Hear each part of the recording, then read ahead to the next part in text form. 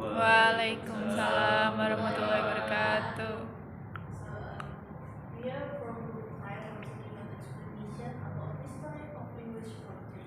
But before we start, I want to introduce ourselves. My name is Alya Nur Widiananda. My name is Defta, Putriana, Alviano. My name is Chalila Alilatulbariza. My name is Maura, Natasya, Mulyawanata.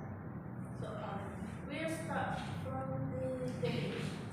Definition of poetry. Poetry is a type of literature that relies on multiple forms of figurative language to explore the topic with various hidden meanings. Poetry can be challenging to define because there are so many different and sometimes contradiction rules that exist for it. Poetry can rhyme, follow a pattern, or break verses into stanzas of a determinate length. However, it does not have to do to any of these things to be considered poetry. Unlike novels and stories, which are usually written in straightforward prose without rhyme and meter, but poems are typically written in verse form and rhythm or pattern. Poems are generally much shorter than other types of literature, and poems often use the poetic form to explore topics more imaginative or abstracted. Next, we'll explain what identity. Alright, I want to learn about the Old English period. The Old English period marks the beginning of English poetry, characterized by its origin in Anglo-Saxon culture. Culture during this time was heavily oral, and the language used was closely connected with everyday life, particularly in agriculture and warfare. The first form was primarily alliterative, which involved the repetitions of consonant sounds to create rhythm and aid memorizations. Alright, for this characteristics of this period, for the first one is oral traditions. Poetry was primarily transmitted orally, often by scouts or bards who used alliterative verse to tell stories, commemorate heroic deeds, and convey cultural values. For example, like Beowulf, one of the famous Old English epics, was originally passed down orally by scouts or bards. These quotes will recite detail of Beowulf period heroic deeds in battle, using rhythmic and alliterative first to help the audience remember the story. Alright, for the next characteristic of this period is religious and heroic themes. Many poems from this period dealt with religious themes, reflecting the Christianizations of Anglo-Saxon England, as well as heroic themes, celebrity warriors, and their deeds. And for the example is In the Dream of the Rood, an old English Christian poem, the narrator dreams of the cross on which Christ was crucified in lines both religious and heroic motives. Alright, for the next characters is use of canons, a stylistic feature involving compound expressions with metaphorical meaning like well, sea. Example like canons are a compound expression used in all English poetry to describe something in more metaphorical way. One of the most famous example is as I said before, Beowulf, like annual world, house, and sky candle. It's like one of the most famous lines. Alright, for the notable works from this period is, as I said before, Beowulf by Beowulf and The Wanderer, the analogy poem that explores themes of love, exils, and longing, marked by a reflective and melancholy tone, and the seafarer and the wise lament. And for the functions of this from this period, All English poetry serve as means to preserve cultural heritage through oral traditions and also religious expressions. It provides a way to express religious belief and values, especially with the spread of Christianity in England. For the next is Middle English period. The Middle English period began after the Roman Conquest of 1966, which significantly influenced the English language and culture. And this era saw transitions from Old English to Middle English, a language shaped by the integration of Norman French, vocabulary, and linguistic structure. Middle English poetry moved away from the alliterative verse of the Old English period to embrace more rhythmic and rhyme forms. And the characteristic from this period is rhythm and rhyme. For the first is rhythm and rhyme. The use of rhythm and rhyme became prominent in Middle English poetry, departing from the alliterative fruit of the Anglo-Saxon period. For example, like the Canterbury Tales by Geoffrey Chaucer is one of the most famous examples of Middle English poetry that embraced rhythm and rhyme, which is pair of lines where the end words rhyme, like ones that appear with source soon. And these opening lines from the general poem of the Canterbury Tales show the use of rhyme and regular matter. Alright, for the next is the diverse themes. This period saw the emergence of chivalric romance, religious allegories, and moral tales, reflecting the interests of both the Catholic and common audience. For the next characteristic, development of narrative poetry. A marked shift towards storytelling through poetry with longer narrative works becoming more common. And for the example, like Middle English poetry cover a wide range of themes from chivalric romance to religious allegories. One famous chivalric romance is Sir Gawain and the Green Knight, a poem that blends the ideals of knighthood and cowardly behavior with supernatural events. The notable work from this period is, as I said before, the Canterbury Tales by Geoffrey Chaucer, and in it, Sir Gawain and the Queen. The function of this from this period as for the first is social commentary. Middle English poetry often commented on social issues like for love, chivalry, and the virtues of knighthood. And next is cultural reflections. It reflected the social economic of the time, including the influence of Norman French on English poetry. Next is Renaissance English. The Renaissance in England was marked by a renewed interest in classical learning, the arts, and humanism. This period saw the flourishing of English poetry greatly influenced by the revival of classical Greek and Roman literature. The inventions of the printing press and the translations of the Bible into English also contributed to the proliferations of literary works. The characteristic from this period is classical influence. Poets drew heavily from classical Greek and Roman literature, incorporating themes of mythology, philosophy, and rhetoric. And for the next characteristic, exploration of human conditions. Themes such as love, beauty, mortality, and the human experience became central poetic expressions. For the example, like William Shakespeare's sonnets are one sensual example of exploring human conditions. His sonnet often addressed themes of love, beauty, time, and mortality. Alright, for the next characteristic is innovative use of language. Renaissance poets experimented with new forms, matter, and stylistic devices. And notable works from this period, for the first one is sonnets by William Shakespeare, a collection of poems exploring the theme of love, beauty, immortality and life written in the Iambic pentameter.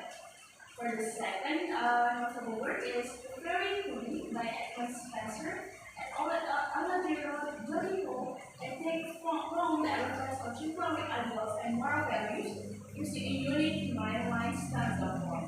And the food functions from this period for is cultural revival, the Renaissance period saw revival classical form and theme aiming to be connected with the full heritage of antiquity. Alright, for this second function is social commentary. This poem in this period used their words comment on social issues like morality, politics, and personal relationships. Next is well explained by Alya. That is the metaphysical part. The metaphysical parts were a group of English poets who worked in the late 17th century. They are known for their deep intellectual thoughts and the use of complicated metaphors, which are both conceits.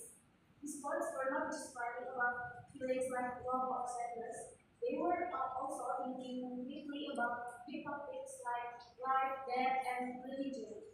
Their poems are often very complex and mixing emotion with intellectual ideas.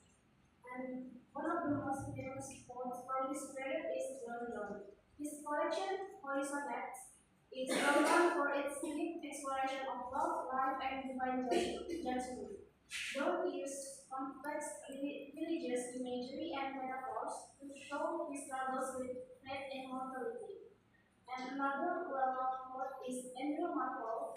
His poem, To His Poem Mistress, is famous for using metaphysical concepts to talk about love, time, and death. The poet used clever arguments and vivid image to present a woman who says the moment before time runs out. And then the main characteristics of this period are use of philosophical and religious ideas, along with intellectual wit. The poems challenge readers to think deeply and reflect on life, love, and the meaning of existence. And then we move on to the next period, the Augustan age. This period is named after the Roman Emperor Augustus, as writers of the time admired the order and structure of ancient Rome and Greece. The poets of the Augustan age focus on classical ideas such as reason, order, and unity. This period is most famous for its satire, a type of writing that used humor and wit to criticize society, politics, and human behavior. And then one of the most important poets of this time was Alexander Pope. His poem, The Wreck of the Law, is a mock epic that makes fun of the petty concerns of high society. Pope used humor to criticize how some people focus too much on material things. And another key figure is the Natasya, who's who has gone religious travels and and his use satire to comment on politics, human nature, and the problems of the society of his time. And then the main characteristics of his period include the use of satire, classical influence, and a focus on reason and order. Augustan poets use their writing to reflect the world around them and to criticize the corruption and foolishness they saw in society. And the next period is Romanticism. Romantic period that emerged in response to the Enlightenment emphasis on reason and industrial revolutions impact on society. Romantic thoughts focus on individual emotion, subliming nature, and imagination. This period, which was a reaction against the strict rules of reason and order from the Augustan age. Romantic thoughts believed in the power of emotion, imagination, They often talk about the beauty of nature and the importance of personal feelings. During this time, many poets began to move away from cities which were growing because of the industrial revolution, and they looked for inspiration in the natural world. And one famous romantic poet is William Wordsworth. His poem, I Wonder What He Is About, celebrates the beauty of nature, specifically the image of daffodils. Wordsworth felt that nature could bring peace and joy to the human spirit. And another famous romantic poet is Samuel Taylor Coleridge. His poem, The Real of the Ancient Mariner, is a long narrative that is a long narrative that about sin, redemption, and the supernatural. It shows the power of nature and the mysterious forces that can influence the human life. And the main characteristic of romanticism include a strong focus on emotion, imagination, and the celebration of nature. These poets want to break free from the rules of reason and express their personal experiences and feelings through their poetry. Now let's talk about Victorian period. Happened around 1830 to 19th century. The Victorian period saw the blending of romantic ideals with a new emphasis on realism and social commentary. Poetry from this period often addressed contemporary social issues and reflect the complexities of a rapidly changing world. There are some characteristics from this period. First, using realism. Victorian poets often use realistic description to address the social and moral issues of the time, and they are using symbolism and morality. Their works frequently contain symbolic elements and explore themes related to morality, religion, and human nature. And there are some notable works, like the first one, My Last Duchess by Robert Browning in 1842, a dramatic monologue that reveals the psyche of a jealous and controlling youth. And then In Memoriam of A.H.H. by Alfred Lord Tennyson in 1850, an elegy mourning the death of Tennyson's friend, exploring themes of grief, faith, and mortality. And for the function, first used for social commentary. Victorian poetry often critique social injustice, reflect on personal morality, and explore the human condition. And next one, as cultural reflection. It mirrors the societal anxieties and aspirations of the Victorian era, marked by industrial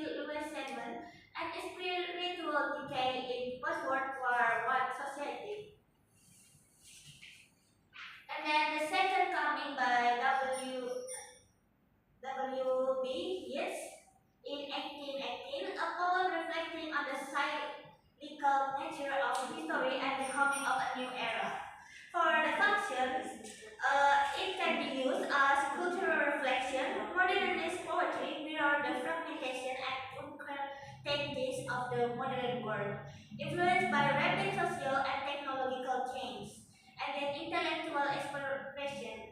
Poets use their work to engage with complex intellectual themes and to challenge conventional perspectives. For the famous poet, we have T.S. Eliot, a major figure in modernist poetry. Eliot's innovative use of language and form in works like The West Wind and The Love Song of G. Alfred Prufrock have had a profound influence on contemporary literature. Next. And here a table of each period from Old English period to modern period.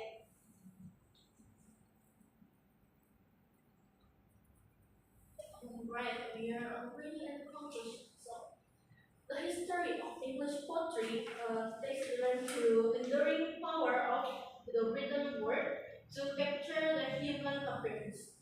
From the epic tales of the Anglo-Saxons to the introspective reflections of the modern poets. English poetry has continually evolved, mirroring the complexity of the societies from which it emerged. While, while its period in the history of English poetry is distant, they are all connected by the poet's shared commitment to exploring the depth of language and emotions. As we continue to study and appreciate English poetry, we gain insight into not only into the past but also into the timeless nature of human expressions. So I think that's all